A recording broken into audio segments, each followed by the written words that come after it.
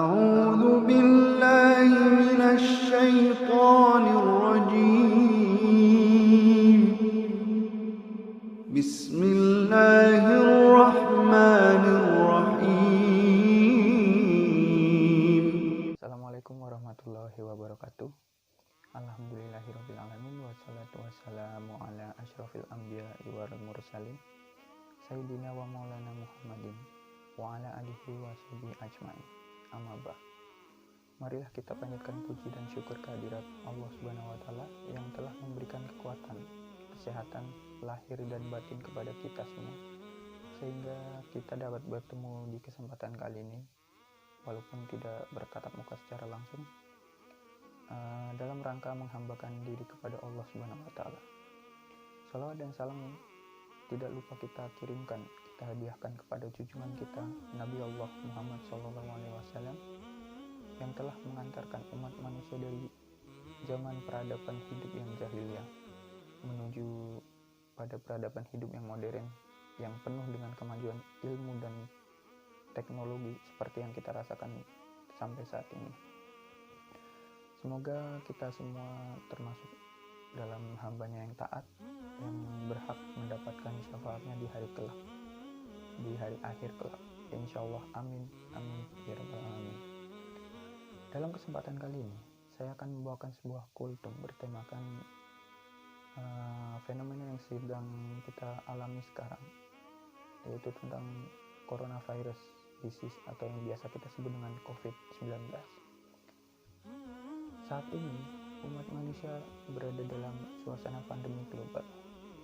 Hal ini dirasakan oleh hampir seluruh dunia termasuk Indonesia. Sejauh ini terdapat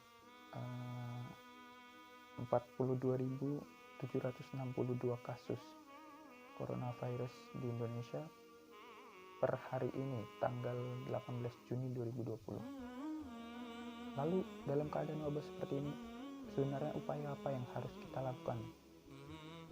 Yang pertama dan utama adalah tetap merawat sikap yang benar. Ketika datang ancaman kesehatan, orang perlu perhatian serius dengan sikap yang tepat. Dalam pesan Rasulullah SAW menegaskan bahwa kesehatan harus dijaga dengan baik. Hadis Nabi tentang 5 hal sebelum datang 5 hal yang lain adalah salah satunya menjaga kesehatan sebelum datang masa sakit. Karena menjaga kesehatan sebagai perintah yang disampaikan Rasulullah SAW, maka kita harus senantiasa merawatnya dengan baik, karena itu merupakan bagian dari ibadah. Kesehatan adalah segalanya bagi umat manusia. Karena tanpa anugerah sehat dari Allah, segalanya tak dapat dinikmati dengan baik. Sabda Nabi yang mengatakan bahwa ada 2 kenikmatan yang banyak manusia tertipu, yaitu nikmat sehat dan nikmat waktu senggang. Lalu bagaimana sikap kita dalam menyikapinya? Yang jelas adalah kita tidak boleh menyepelekan atau menganggap remeh dan atau sebagainya. Sebagai umat muslim, wajib hukumnya bagi kita untuk selalu berikhtiar dalam menyikapi semua hal di dunia ini, termasuk menghadapi pandemi global ini. Karena apa? Justru karena takut kepada Allah, maka menghadapi virus ini harus dengan sesuai tuntunannya. Menurut Dr. Andes Asmuni MTH MA, salah satu dosen hukum Islam sekaligus Direktur Pondok Pesantren Universitas Islam Indonesia, berdasarkan catatan sejarah, pernah ada wabah penyakit pada masa Rasulullah dan sahabat. Meskipun bukan virus mematikan layaknya Corona 19, tapi wabah pada masa itu juga menular dengan sangat cepat dan menyebabkan tidak sedikit orang terkena dampaknya. Pada masa itu, salah satu wabah yang sering terjadi adalah kusta atau lepra. Kusta atau lepra ini saat itu lebih dikenal dengan istilah taun. Lalu apa yang dilakukan oleh Rasulullah SAW dan sahabat sebagai tindakan pencegahan? Rasul memerintahkan untuk tidak berdekatan dengan penderitanya maupun wilayah yang terkena wabah. Konsep ini biasa kita kenal dengan istilah lockdown saat ini. Konsep karantina wilayah ini seperti diungkapkannya dalam hadis riwayat Bukhari yang artinya, jika kamu mendengar wabah di suatu wilayah, maka janganlah kalian memasukinya. Tapi jika terjadi wabah di tempat kalian berada, maka jangan tinggalkan tempat itu. Dalam menghadapi wabah penyakit, Nabi Muhammad SAW memberikan konsep karantina untuk menyelamatkan nyawa manusia dari ancaman kematian akibat wabah penyakit menular. Lalu, apa yang kita lakukan? Senantiasa hidup sehat juga merupakan salah satu caranya. Abu Malik al-Ash'ari radhiyallahu anhu melaporkan Rasulullah SAW mengatakan, kebersihan adalah sebagian dari iman. Memang benar, kita wajib hukumnya untuk selalu menjaga kebersihan. Apalagi di masa-masa seperti sekarang ini, dalam kondisi seperti sekarang ini. Karena apa? Terkait dengan coronavirus 19. Itu sangat berhubungan, segalanya sangat berhubungan dengan Islam. Contohnya apa? Seperti selalu menjaga kebersihan, dan juga selalu berperilaku hidup sehat. Lalu sebenarnya apa yang kita harus lakukan untuk menyikapi wabah corona saat ini? Yang pertama adalah tidak memasuki negeri yang terkena, suatu wilayah yang terkena seperti yang tadi disampaikan oleh hadis riwayat Bukhari dan Muslim. Yang kedua adalah selalu membiasakan gaya hidup sehat. Nabi Muhammad juga sangat mendorong umatnya untuk mematuhi kehidupan higienis, kehidupan bersih. Gaya hidup sehat akan membuat orang tetap sehat dan aman dari infeksi. Karena itu, dikatakan dalam hadis, kesucian itu sebagian dari iman. Di antara cara menjaga kesucian adalah mencuci tangan. Hal ini sebagaimana dijelaskan dalam hadis, barang siapa tertidur dan di tangannya terdapat lemak atau kotoran bekas makanan dan dia belum mencucinya, lalu dia tertimpa oleh sesuatu, janganlah dia mencela melainkan dirinya sendiri. Hadis riwayat Abu Daud. Yang ketiga apa? Yang ketiga adalah bersabar. Nabi Muhammad SAW juga menganjurkan umatnya untuk bersabar ketika menghadapi segala sesuatu, termasuk menghadapi wabah penyakit. Pernah ketika menghadapi wabah penyakit taun, Rasulullah bersabda, taun merupakan azab yang ditimpakan kepada siapa saja yang Allah kehendaki. Kemudian dia jadikan rahmat kepada kaum mukminin. Hadis riwayat Bukhari. Sabar dan tidak cepat panik menjadi solusi yang disarankan Rasulullah dalam menghadapi pandemi. Masih dalam hadis yang sama, Nabi melanjutkan,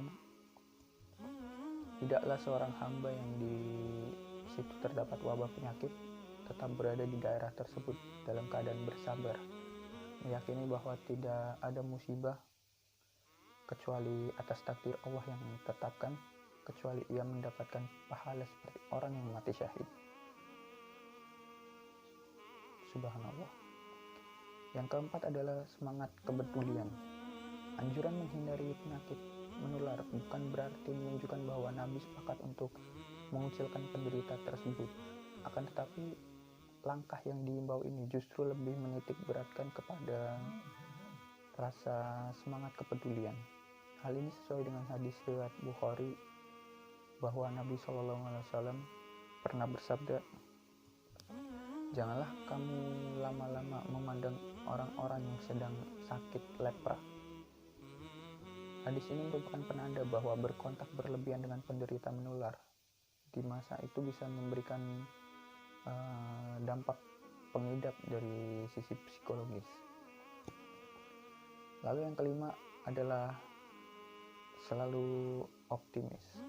Pesan yang tidak kalah penting dari Rasulullah SAW ketika tertimpa musibah wabah penyakit adalah tetap membangun prasangka baik dan berdoa serta tetap berikhtiar sekuat tenaga. Rasulullah SAW bersabda, tidaklah Allah Subhanahu wa Ta'ala menurunkan penyakit kecuali Dia menurunkan penawarnya. Hadis riwayat Bukhari. Wabah corona ini hanya ujian sekaligus teguran dari Allah Subhanahu wa Ta'ala agar manusia tetap mengingat keagungannya yang tiada sebanding dengan apapun.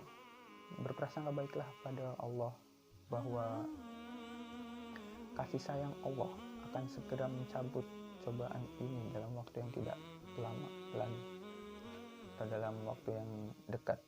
Amin, amin ya rabbal alamin. Dan yang terakhir adalah berdoa. Sebagaimana orang yang beriman kepada Allah Subhanahu wa Ta'ala, kita kaum muslimin wajib percaya kepada kekuasaan Allah Subhanahu wa Ta'ala, yang segala perintah dan larangannya, semua ketentuan Allah Subhanahu wa Ta'ala adil dan penuh hikmah.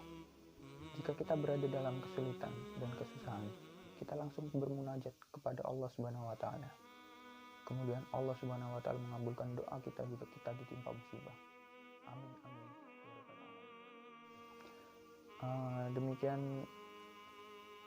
yang bisa saya sampaikan mungkin pada kesempatan kali ini. Semoga dapat bermanfaat bagi kita semua dan dapat kita aplikasikan dalam kehidupan sehari-hari selama menghadapi wabah corona di Indonesia, agar bisa lebih bijak dalam menyikapinya dan lebih kurangnya mohon dimaafkan. Yang benar datangnya dari Allah Subhanahu wa Ta'ala yang maha benar, dan yang salah, khilaf atau keliru itu datangnya dari saya pribadi sebagai manusia biasa yang tidak pernah luput dari salah, khilaf dan dosa. Semoga kita senantiasa diberi kesehatan oleh Allah Subhanahu wa Ta'ala. Amin, amin ya rabbal alamin.